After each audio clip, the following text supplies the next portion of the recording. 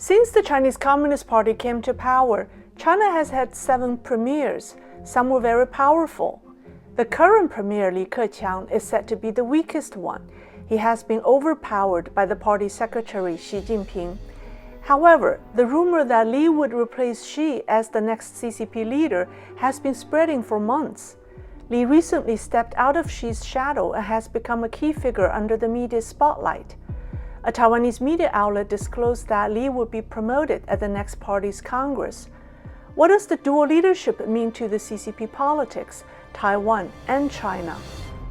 Hello, welcome to my show. I'm Lei. After disappearing for 2 weeks at their Beidaihe summer retreat where power is negotiated, CCP leaders reappeared but went in opposite directions. On August 16th, Li Keqiang visited the wealthy southern city of Shenzhen, the birthplace of China's economic reforms, and paid tribute to the mastermind of reforms, Deng Xiaoping. Xi Jinping, on the other hand, went to the impoverished northeast to stress common prosperity and visited a museum that celebrated Mao's military success. China's central TV network and state-run paper, People's Daily, gave Li Keqiang precedence over Xi Jinping in media coverage by delaying Xi's coverage by 2 days. But the CCP's internet censors weren't kind to Li Keqiang and removed his speech about never going backward in the economic reforms online. This has ignited a public discussion about Li and Xi's relationship as the result of the power struggle at Beidaihe. Some say Li will take Xi's place soon. Others argue that Li's political career is coming to an end, and he is now speaking his mind freely since he doesn't care. But there are more signs that Li Keqiang isn't retiring soon.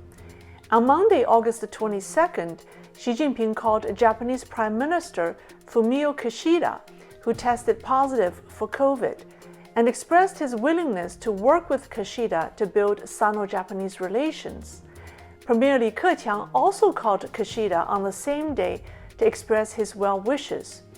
In contrast, when U.S. President Joe Biden tested positive in July, only Xi Jinping sent a greeting.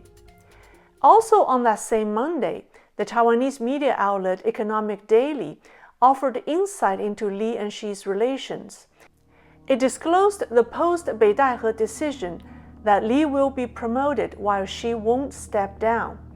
Quoting a source from China, it said that Li will take over the position of party secretary to lead the CCP, while Xi will remain president of China and chairman of the Central Military Commission. According to the article, the likelihood of a war in Taiwan has increased for a couple of reasons.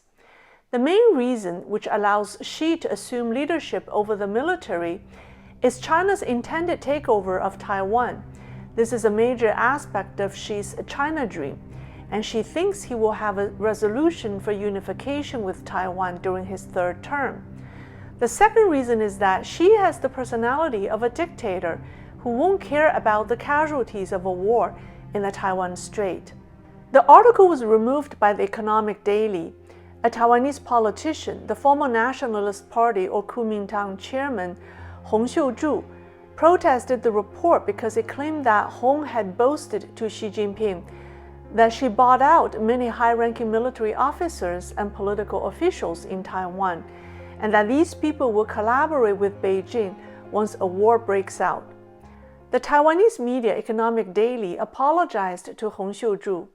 Some Taiwanese commented that the article was removed under pressure from the Nationalist Party, which is the opposition party to Tsai Ing-wen's Democratic Progressive Party or DPP. The Kuomintang is perceived as being more pro-China than Tsai's DPP. So how do we interpret the removed article? I think what the article revealed about Li and Xi's new roles may not be hearsay. It matches with the latest developments we've seen after Beidaihe. Here's one expert's opinion about the situation.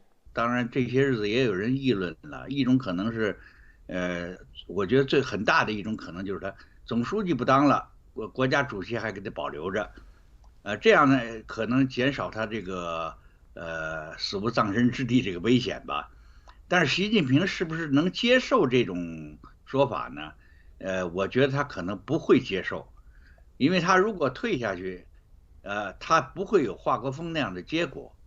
Mr. Wei was referring to the former CCP leader Hua Guofeng, who helped Deng Xiaoping rise to power, but was later forced out of politics by Deng. Hua was able to carry on with his life because he didn't have many enemies, but Xi Jinping is different.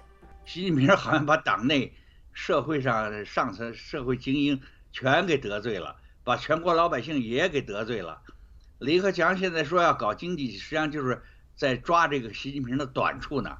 Mr. Wei brought up the point that Xi Jinping doesn't have the option of backing down. He will do what CCP leaders before him did to retain power. Xi is currently holding the titles of Party Secretary, President of China, as well as Chairman of the Central Military Commission. Xi's predecessors, Hu Jintao and Jiang Zemin, both held all three of these titles. The least important of the three is President of China, which is a ceremonial position. The head of the party and the head of the military are more important.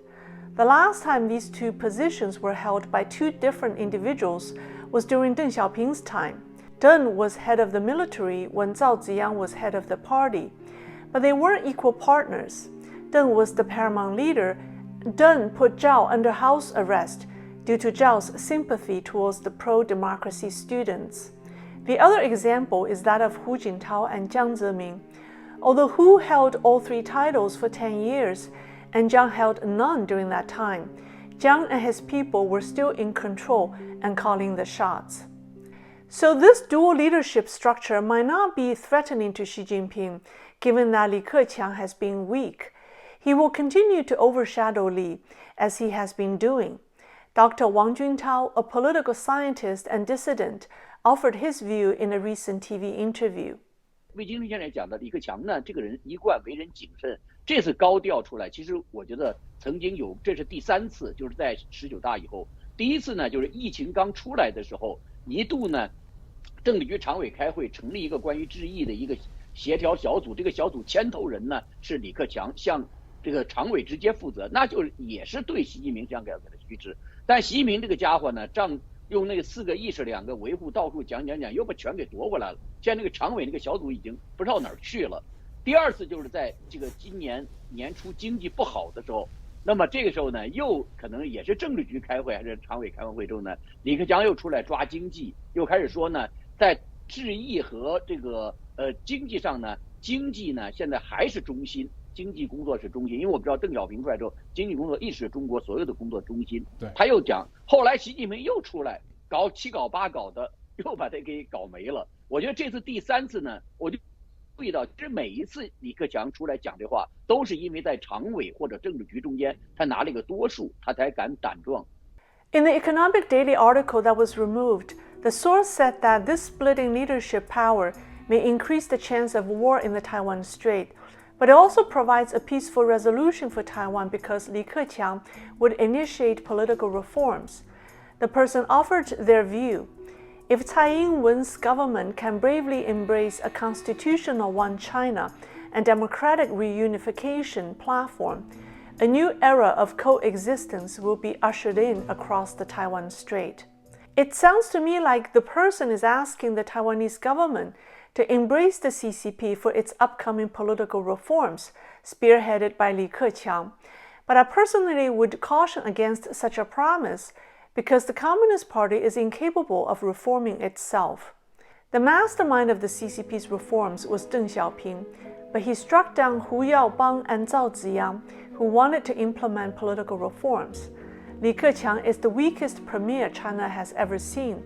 I don't think he can start a political reform, even though he may want to. Only political reforms that fundamentally change the rules of the game and how Communist Party leaders govern will bring about democracy.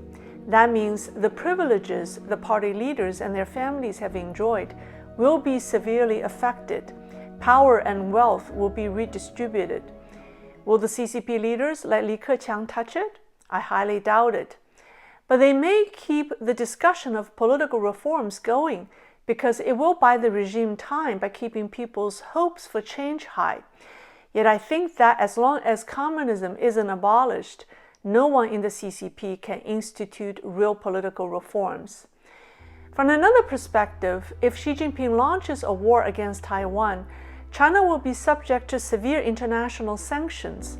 It will be impossible for Li Keqiang to roll out any economic or political reforms. From that perspective, this split leadership arrangement is indeed more dangerous for Taiwan and China. With that said, I think the dual leadership will further divide the CCP and bring greater chaos.